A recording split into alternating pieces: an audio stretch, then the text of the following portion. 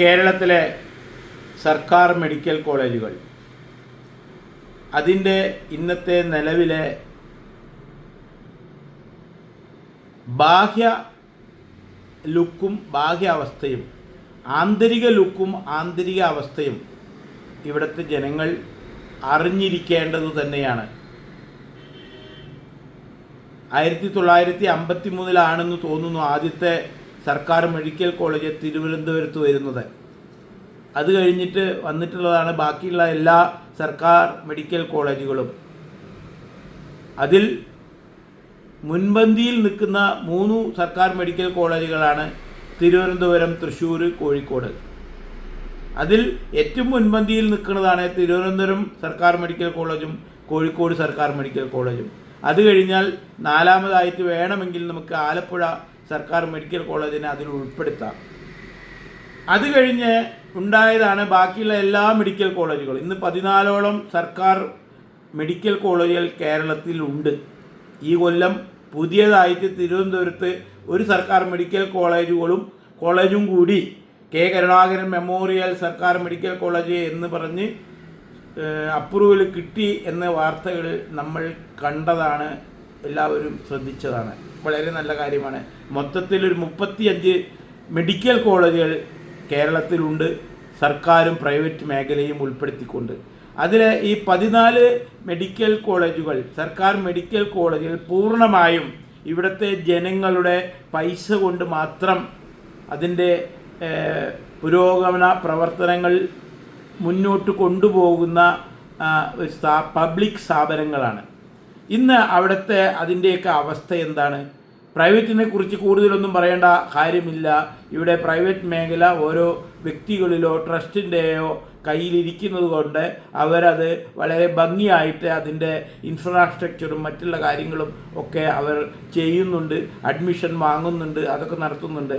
ബാക്കിയുള്ള ട്രീറ്റ്മെൻറ്റോ മറ്റുള്ള കാര്യങ്ങളൊക്കെ അതിൻ്റെ ക്വാളിറ്റിയൊക്കെ വേറെ വിശദമായി ചർച്ച ചെയ്യേണ്ട ഒരു കാര്യം അവിടെ നിലനിൽക്കുന്നുണ്ട്. എന്തായാലും സ്ട്രോങ് ആയിട്ടുള്ള മാനേജ്മെൻറ്റുകൾ പ്രൈവറ്റ് സർക്കാരിനെ പോലെയല്ല സ്വകാര്യ ശാസ്ത്രീയ മെഡിക്കൽ കോളേജുകളിൽ ഉള്ളതുകൊണ്ട് അവിടെ കാര്യമായ മറ്റ് പ്രശ്നങ്ങളൊന്നും പുറത്തു വരുന്നില്ല. പക്ഷേ സർക്കാർ മെഡിക്കൽ കോളേജുകളിൽ പഠിക്കുന്ന കുട്ടികളുടെ ഇന്നത്തെ അവസ്ഥ അതിദാരുണമായ ദയനീയമായ അവസ്ഥ തന്നെയാണ്. ആദ്യമായി തുടങ്ങിയ തിരുവനന്തപുരം മെഡിക്കൽ കോളേജിൻ്റെ അവസ്ഥ തന്നെ ആദ്യം പറയാം. 1953 ഈ മെഡിക്കൽ കോളേജ് തുടങ്ങുമ്പോൾ അവിടെ 50 കുട്ടികളുടെ ഒരു അഡ്മിഷനാണ് തുടങ്ങി വയ്ക്കുന്നത്. ഈ 50 കുട്ടികൾക്കു വേണ്ട സൗകര്യങ്ങളാണ് അന്ന് ആ മെഡിക്കൽ കോളേജിൽ അവിടെ ഒരുക്കിയിട്ടുണ്ടായിരുന്നത്. അതായത് അക്കാദമിക് സൗകര്യങ്ങളായാലും അതിനുവേണ്ട സ്റ്റഡി റൂമുകൾ, ലാബുകൾ, അല്ലെങ്കിൽ ഓപ്പറേഷൻ തിയേറ്ററുകൾ എല്ലാം ഈ 50 കുട്ടികൾക്ക് വേണ്ടിയിട്ട്, അതുമാതിരി അവിടെ ഹോസ്റ്റലും ആ 50 കുട്ടികൾക്ക് വേണ്ടി തയ്യാറാക്കിയിട്ടുള്ളതാണ് അന്ന്. ഇന്ന് ആ മെഡിക്കൽ കോളേജിൽ 350 കുട്ടികളാണ് അഡ്മിഷൻ എടുക്കുന്നത്. ഈ 50 കുട്ടിയിൽ നിന്നും അത് 350 കുട്ടികളായി. പക്ഷേ അവിടെയുള്ള ആ സൗകര്യങ്ങൾ ആ 50 കുട്ടികൾക്ക് അന്നുണ്ടാക്കിയ അതേ സൗകര്യം ഉപയോഗിച്ചു കൊണ്ട് തന്നെയാണ് ഈ 350 കുട്ടികളെ ഇപ്പോൾ അഡ്മിഷൻ എടുത്ത് അവിടെ പഠിപ്പിക്കുന്നത് എന്ന ദയനീയമായ അവസ്ഥ ഇപ്പോഴും നമ്മൾ കണ്ടുകൊണ്ടിരിക്കുകയാണ്. 50 കുട്ടികൾക്ക് ഉണ്ടാക്കിയ ഹോസ്റ്റൽ അന്നതുണ്ടാക്കുമ്പോൾ വളരെ പ്ലാൻഡ് തന്നെയായിരുന്നു. ഒരു കുട്ടി ഒരു റൂമിൽ ഇരുന്ന് പഠിക്കും, അതിനുള്ള ബാത്റൂമിലെ സൗകര്യം ഉണ്ടായിരുന്നു. ഇന്ന് 350 കുട്ടികൾ അഡ്മിഷൻ എടുക്കുമ്പോൾ എന്താ സംഭവിക്കുന്നത്? ഈ 350 കുട്ടികൾക്കോ 50 കുട്ടികളുടെ ഹോസ്റ്റലേ അവിടെയുള്ളൂ. ഒരു റൂമിൽ 10ഉം 20ഉം 15ഉം ഒക്കെ കുട്ടികളെ കുത്തി നിറച്ച് അവിടെ ആക്കിയിരിക്കുന്നു. ഗതികെട്ട് പല കുട്ടികളും പുറമേ പോയി താമസിച്ച് അവിടെ പഠിക്കാനിരിക്കുകയാണ്. അത് കാരണം തിരുവനന്തപുരത്തിൻ്റെ പരിസരത്തുള്ള പല പ്രൈവറ്റ് ഹോസ്റ്റലുകളും മറ്റും വളരെ നന്നായിട്ട് കൊണ്ടു നടക്കുന്നുണ്ട്. അതൊരു സിറ്റി ആയ കാരണം അഡ്മിഷൻ എടുക്കുന്നവർക്ക് വലിയ ബുദ്ധിമുട്ടൊന്നുമില്ല. ഇത് തന്നെയാണ് തൃശ്ശൂരിൽ വന്നാലും കോഴിക്കോട് വന്നാലും ഒക്കെ സംഭവിച്ചത്. പക്ഷേ ഇതിൽ നിന്നെല്ലാം വ്യത്യാസപ്പെട്ടിട്ട് ചില മെഡിക്കൽ കോളേജുകളുണ്ട്. വനത്തിൽ പോയി തുടങ്ങിയ മെഡിക്കൽ കോളേജ്, സർക്കാർ മെഡിക്കൽ കോളേജ് വയനാട്ടിൽ തുടങ്ങിയിട്ടുണ്ട്, കോന്നിയിൽ തുടങ്ങിയിട്ടുണ്ട്, ഇടുക്കിയിൽ തുടങ്ങിയിട്ടുണ്ട്. അതിൽ ഏറ്റവും ദയനീയമായി നമ്മൾ കാണുന്നത് ഇടുക്കിയിലെ സർക്കാർ മെഡിക്കൽ കോളേജാണ്. തികച്ചും വനത്തിൻ്റെ ഉള്ളിലാണ് ഈ മെഡിക്കൽ കോളേജ്. കോളേജിൻ്റെ ചുറ്റുവട്ടും പ്രൈവറ്റ് പ്രോപ്പർട്ടികൾ ഉണ്ടാവില്ല, കാരണം സർക്കാർ ഭൂമിയാണ്. പിന്നെ കാലങ്ങളായി ഭരിച്ചവരുടെ പിന്തുണയോടെ അല്ലെങ്കിൽ അവരുടെ കള്ളത്തരത്തിൽ പെടുത്തിക്കൊണ്ട് കാട് കയ്യേറി അവിടെ താമസിച്ചവർക്ക് കള്ളപ്പട്ടയങ്ങൾ ഉണ്ടാക്കി കൊടുത്ത കഥ വേണമെങ്കിൽ നമുക്ക് കാണാൻ പറ്റും. അവിടെ അല്ലാതെ ഒരു പ്രൈവറ്റ് പ്രോപ്പർട്ടി അവിടെ ഉണ്ടാവാൻ യാതൊരു, നമുക്കറിയാം മുന്നാറിൽ പണ്ട് VS അച്യുതാനന്ദൻ ഇടിച്ചു പൊളിക്കാൻ പോയ കഥയൊക്കെ അറിയില്ലേ? അതുമാതിരി തന്നെയാണ് ഈ ഇടുക്കി മെഡിക്കൽ കോളേജിൻ്റെ പരിസരത്തുള്ള സ്ഥലങ്ങൾ, അവിടെ കെട്ടിടങ്ങളൊക്കെ പണിത ഒരു ചെറിയ സിറ്റിയൊക്കെ അവിടെ ഉണ്ടായിട്ടുണ്ട്. ചെറുതോണി എന്നൊക്കെ പറഞ്ഞ് അവിടുത്തെ സിവിൽ സ്റ്റേഷനൊക്കെ നിൽക്കുന്നുണ്ട്. ആ സർക്കാർ കെട്ടിടങ്ങൾ അതിന് കുറ്റം പറയാൻ പറ്റില്ല, കാട്ടിലായാലും സർക്കാരിൻ്റെ അല്ലേ. പക്ഷെ പ്രൈവറ്റ് എങ്ങനെ അവിടെ വന്നത് വെച്ച് ഇന്നും ഒരു ചോദ്യചിഹ്നമാണ്. അവർക്കൊന്നും പട്ടയില്ല, അവർക്ക് ഇപ്പോഴും അവിടെ നിലനിൽക്കാൻ സാധിക്കുന്നു. അതവിടെ നിൽക്കട്ടെ. ആ കാട്ടിലുണ്ടാക്കിയ ഈ സർക്കാർ മെഡിക്കൽ കോളേജിൻ്റെ ഇന്നത്തെ ദയനീയമായ അവസ്ഥ നമ്പർ 1 പറയാം. ഇത് ഇടുക്കി ഡാമിൻ്റെ നേരെ ബാക്ക് സൈഡാണ്. ഡാമിൻ്റെ നേരെ ബാക്കിൽ ഈ മെഡിക്കൽ കോളേജ് വന്നിരിക്കുന്നത്. അതിനോട് ചേർന്ന് തന്നെയാണ് ജില്ലാ ആസ്പത്രിയും. ഞാനൊരു കാര്യം ചോദിക്കട്ടെ, ഒരു മെഡിക്കൽ കോളേജ് ജില്ലാ ആസ്പത്രി എന്ന് പറഞ്ഞാൽ 10-12 നിലകളുള്ള കെട്ടിടങ്ങൾ പണിയേണ്ടതായി വരും. ഈ കെട്ടിടങ്ങൾ പണിയണമെങ്കിൽ തീർച്ചയായും അവിടെ പൈലിംഗ് കൺസ്ട്രക്ഷൻ്റെ ഭാഗമായി ചെയ്തിരിക്കും. ഡാമിൻ്റെ നേരെ ബാക്കിൽ, ഡാമിൻ്റെ കെട്ടിൻ്റെ നേരെ ചോട്ടിൽ പൈലിംഗ് ചെയ്യാൻ ഇന്നത്തെ ഏതെങ്കിലും ഒരു വിവരമുള്ള എൻജിനീയർ സമ്മതിക്കുമോ? ഇതൊക്കെ അറിഞ്ഞുകൊണ്ട് തന്നെ അവിടെ പൈലിംഗ് ചെയ്യാൻ പറ്റില്ല, നല്ല ബില്ലിംഗ് കെട്ടാൻ പറ്റില്ല എന്നൊക്കെ അറിഞ്ഞുകൊണ്ട് തന്നെ അവിടെ തന്നെ മെഡിക്കൽ കോളേജ് കൊണ്ടുപോയി സ്ഥാപിച്ച ഭരണാധികാരി ആരാണ്? എന്താണ് അതിൻ്റെ ഉദ്ദേശം? ഇനി അതിനെക്കാട്ടി വലിയൊരു തമാശ ഉണ്ട്. ഞാനത് മുഴുവൻ പച്ചയ്ക്ക് പറയുന്നില്ലെങ്കിൽ ഒരു ചെറിയ രീതിയിൽ പറയാം. സൂര്യനെല്ലി പീഡനക്കേസ് നമ്മൾ കേട്ടിരിക്കും. അന്ന് ആ കേസിൽ പ്രതികളായ പലരും സൂര്യനെല്ലി കേസിലെ പ്രധാന സംഭവം നടത്തുന്ന ഈ മെഡിക്കൽ കോളേജ് നിൽക്കുന്നതിൻ്റെ പരിസരത്താണ്. ഇടുക്കിയിലാണ് ആ പീഡനം മുഴുവൻ നടന്നത്. അതിലെ പ്രധാന വ്യക്തികളൊക്കെ ഇടുക്കിയിൽ പോയിട്ടാണ് ആ വിധേയമായ ആ വ്യക്തിയെ പീഡിപ്പിച്ച കഥയൊക്കെ നമ്മൾ പുറത്തു വന്നു. പക്ഷെ അവർ കോടതിയിൽ പോയി വാദിച്ചത് എറണാകുളത്ത് നിന്ന് ഇത്ര മണിക്കൂർ കൊണ്ട് ഇടുക്കിയിൽ എത്താൻ പറ്റില്ല, അതിനുള്ള റോഡില്ല, ഹൈവേ ഇല്ല എന്നൊക്കെ പറഞ്ഞിട്ടാണ് കോടതിയിൽ നിന്ന് പലരും തടി തപ്പിയത്. ആ പരിസരത്ത് ഈ മെഡിക്കൽ കോളേജിൻ്റെ വനിതാ വിദ്യാർത്ഥികൾക്ക് വേണ്ടിയിട്ട് ഉണ്ടാക്കിയ ഹോസ്റ്റൽ, അത് ഇവിടുത്തെ ഭരണകൂടം ആരെങ്കിലും ഇത് കേൾക്കുന്നെങ്കിൽ വളരെ സീരിയസ് ആയിട്ട് ഇതിൽ ഇടപെടണം, ശ്രദ്ധിക്കണം. ഈ വനിതാ പെൺകുട്ടികളുടെ ഹോസ്റ്റൽ ഈ കോളേജിൽ നിന്നും പിന്നെയും ഒരു 3 കിലോമീറ്റർ ഉള്ളിലോട്ട് ഈ ഡാമിനോട് ചേർന്നുള്ളൊരു സ്ഥലത്താണ് കൊണ്ട് പണിതിരിക്കുന്നത്. ഈ ഹോസ്റ്റലിനോട് ചേർന്ന് ഡാം എംപ്ലോയീസ് താമസിക്കുന്ന കെട്ടിടമുണ്ട്. അതിൻ്റെ ഇപ്പുറത്ത് നേരെ ഈ ഭാഗത്തായിട്ട് KSEB വർക്കേഴ്സ് താമസിക്കുന്ന കെട്ടിടമുണ്ട്. അത് കാലങ്ങളായിട്ട് അവിടെയുണ്ട്. അതിൻ്റെ ഇടയിൽ കൊണ്ടുപോയി ഈ വനിതാ പെൺകുട്ടികളുടെ ഹോസ്റ്റൽ ഈ കാട്ടിൽ പണിത് കൊടുത്തിരിക്കുന്നു. എന്തായിരിക്കും അതിൻ്റെ ഉദ്ദേശം? അത് പ്ലാൻ ചെയ്ത ഓഫീസർ ആരാണ്? ഇത് ആരന്വേഷിക്കും? അതൊക്കെ അവിടെ നിൽക്കട്ടെ, ആ ഉദ്ദേശം എന്തോ ആയിക്കോട്ടെ. ഈ വിദ്യാർത്ഥികൾ അതിനൊക്കെ ഇതാവുമ്പോഴല്ലേ അത് പ്രശ്നമാവുന്നുള്ളൂ. അതല്ല ഇവിടുത്തെ വിഷയം. ഈ 3 കിലോമീറ്റർ അവിടേക്ക് പോകുന്ന റോഡ് ശരിയായ റോഡില്ല. പെട്ടെന്നൊരു വണ്ടി അങ്ങോട്ട് എത്താൻ പറ്റില്ല, നടന്നു പോകണം. ആ ഹോസ്റ്റലിൽ നിന്ന് കുട്ടികൾ ഇങ്ങോട്ട് നടന്നു വരണം ഈ 3 കിലോമീറ്റർ ദിവസവും. അങ്ങോട്ടും മഴ പെയ്താൽ വലിയൊരു വെള്ളപ്പാച്ചിലാണ് ഈ റോട്ടിൽ കൂടി. അതിൻ്റെ വീഡിയോ എല്ലാവരും ഇപ്പോൾ സമൂഹത്തിൽ വന്നു കണ്ടതാണ്. അപ്പോൾ ഇത്തരത്തിലുള്ള ഒരു സാഹചര്യം ഇടുക്കി മെഡിക്കൽ കോളേജിൽ ഉണ്ടാക്കി വെച്ച് ആ കോളേജിൻ്റെ എന്നാൽ ശരി ആ റോഡൊന്ന് നന്നായി പണിയണം എന്ന് എന്തേ ഈ അധികാരികൾക്ക് ഈ ഭരണം നടത്തുന്നവർക്ക് തോന്നാത്തത്? പഠിക്കാൻ 5 ബാച്ച് വന്ന് അത് പൂർണ്ണമാവാണ്. ഒരിക്കൽ 2014 പണിതു, അവിടെ തുടങ്ങി 1 വർഷം കഴിഞ്ഞപ്പോൾ നിർത്തിവെച്ചു ആ കോളേജ്. കാരണം അവിടെ പറ്റില്ല എന്ന് എല്ലാവരും അറിയിച്ചു. പക്ഷെ വീണ്ടും ഇപ്പോൾ തുടങ്ങി.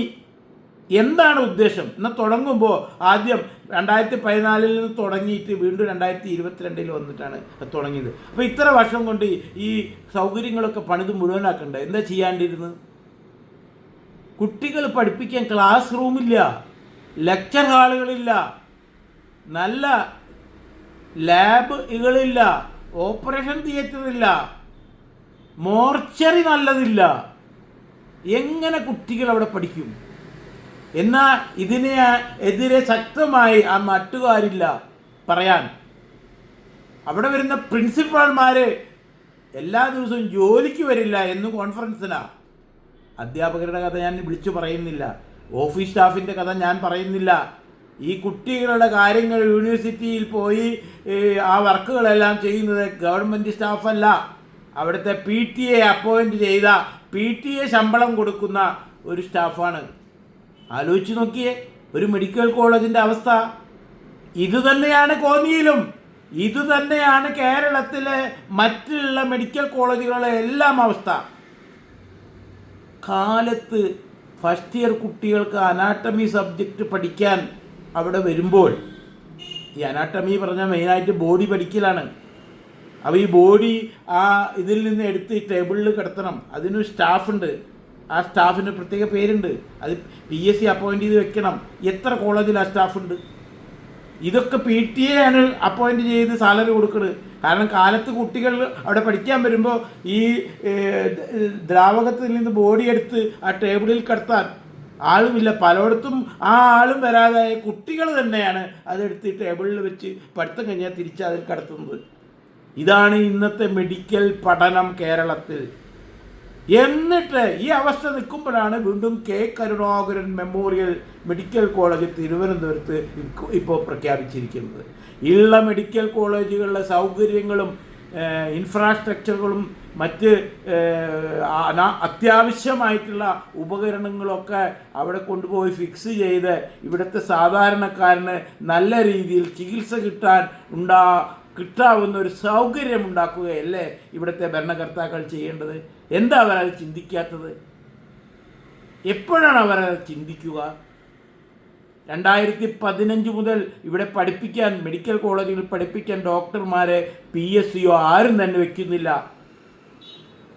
ഷോർട്ടേജ് ഓഫ് ഫാക്കൽറ്റീസ് എല്ലായിടത്തുമായിട്ട് ഒരു 14,000-ഓളം എന്ന് തന്നെ വേണമെങ്കിൽ പറയാം, കുറവാണ്. അതുമാതിരി തന്നെ മറ്റ് സ്റ്റാഫുകളും നേഴ്സസ്, ഓഫീസ് സ്റ്റാഫ് ഒക്കെ കുറവാണ്. എങ്ങനെ ഈ മെഡിക്കൽ കോളേജുകൾ മുന്നോട്ട് പോകും? ആരാണിത് കൺട്രോൾ ചെയ്യുക? ഇനി അതിനെക്കാട്ടിയും വലിയ സംഭവമുണ്ട്. കുട്ടികൾ ആത്മഹത്യ ചെയ്യുന്നു. പരീക്ഷയുടെ തലേദിവസം, ഇപ്പോഴാ കഴിഞ്ഞ ആഴ്ച ഫൈനൽ ഇയർ പരീക്ഷയുടെ തലേദിവസം ആലപ്പുഴ മെഡിക്കൽ കോളേജിൽ നിന്ന് വിദ്യാർത്ഥി എസ്കേപ്പ് ചെയ്ത് കാണാതെ, ഇതുവരെ കണ്ടിട്ടില്ല. ഒരാഴ്ച 10 ദിവസം തന്നെ ആവാൻ പോവുക. എവിടേക്ക് പോയിന്ന് അറിയില്ല. കുട്ടികളൊക്കെ ഹെവി ബേർഡൻ, ടെൻഷൻ. ഇനി അഥവാ MBBS കഴിഞ്ഞാൽ എന്താ അവരുടെ അവസ്ഥ? അതായത് 10,000 MBBS ഡോക്ടർമാർ കേരളത്തിൽ മാത്രം ഒരു കൊല്ലം പുറത്തിറങ്ങുന്ന അവസ്ഥയാണെന്നുള്ളത്. ആ 5,000 ഡോക്ടർമാർക്ക് ഉപരിപഠനം, അതായത് MDയോ മറ്റുള്ള PG കോഴ്സിന് ചേരണമെങ്കിൽ എത്ര കോഴ്സ് കേരളത്തിലുണ്ട്? 500 പേർക്കില്ല. അപ്പോൾ 5,000 ഡോക്ടർമാരിൽ 500 പേര് മാത്രമേ ഹയർ സ്റ്റഡി പോകുന്നുള്ളൂ. ബാക്കി 4,500 ആൾ ഔട്ട്. ഇവിടെ ഒരു MBBS ഡോക്ടർക്ക് കിട്ടുന്ന സാലറി എത്രയാണ് അറിയോ? പലരും ഈ മെഡിക്കൽ കോളേജിൽ താൽക്കാലികമായിട്ട് ട്യൂട്ടറായിട്ട് കയറും, അസിസ്റ്റൻറ്റ് പ്രൊഫസർ എന്നൊക്കെ പോസ്റ്റ് പറഞ്ഞിട്ട്. ആ 50,000 അല്ലെങ്കിൽ 60,000 കിട്ടും. താൽക്കാലിക നിയമനം 3 മാസം, അത് കഴിഞ്ഞാൽ പറഞ്ഞു വിടും, വീണ്ടും കയറാം. സ്ഥിരം ജോലി കിട്ടില്ല. അത് സർക്കാരിൻ്റെ അടവാണ്. സ്ഥിരമായിട്ട് അവിടെ ജോലിക്ക് ആളെ വെക്കില്ല.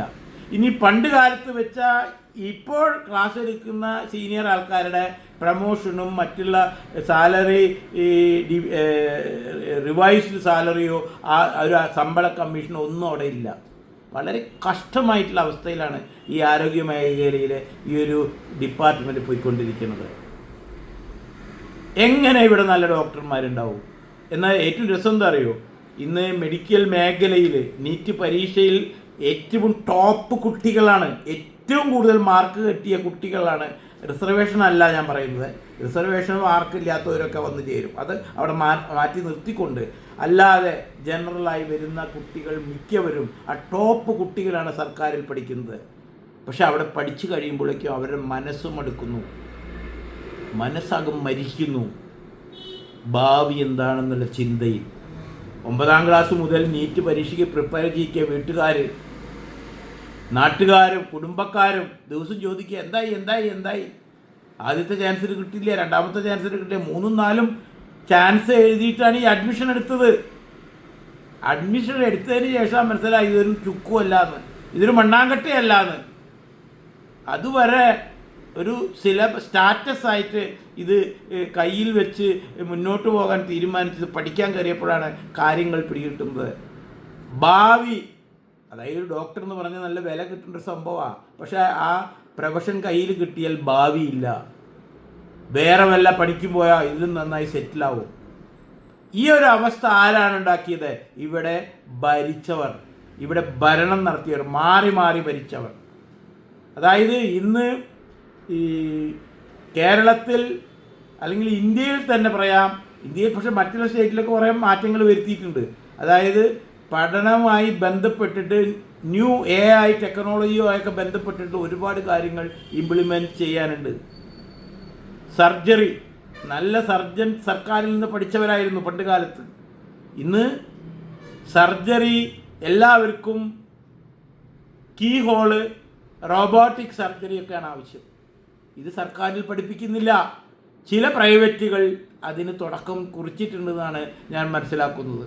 അപ്പം ഭാവിയിൽ ഈ സർക്കാരിൽ നിന്ന് പഠിക്കുന്ന കുട്ടികളെക്കാട്ടി മാർക്കറ്റ് ഈ റോബോട്ടിക് കോഴ്സുകളും കീ ഹോൾ AI ടെക്നോളജി വെച്ചിട്ടുള്ള തിയററ്റിക്കൽ പ്രാക്ടിക്കൽ ക്ലാസ്സുകൾ കൊടുക്കുന്ന കോളേജിൽ നിന്നും പഠിച്ച് പുറത്തു വരുന്ന കുട്ടികൾക്കാണ് കൂടുതൽ ഓപ്പണിങ്ങും ചാൻസസും കിട്ടാൻ പോകുന്നത് എന്ന് മനസ്സിലാക്കിക്കൊണ്ട് ഇവിടെ ഭരണം നടത്തുന്നവർ സർക്കാർ മെഡിക്കൽ കോളേജുകൾ ഇപ്പോൾ നടക്കുന്ന ആ സിസ്റ്റം ഉടനടി മാറ്റിയില്ലെങ്കിൽ വലിയൊരു പാഠം കേരള ജനതയ്ക്ക് തന്നെ ഉണ്ടാകും എന്ന് ഭരണകർത്താക്കൾ മനസ്സിലാക്കുക.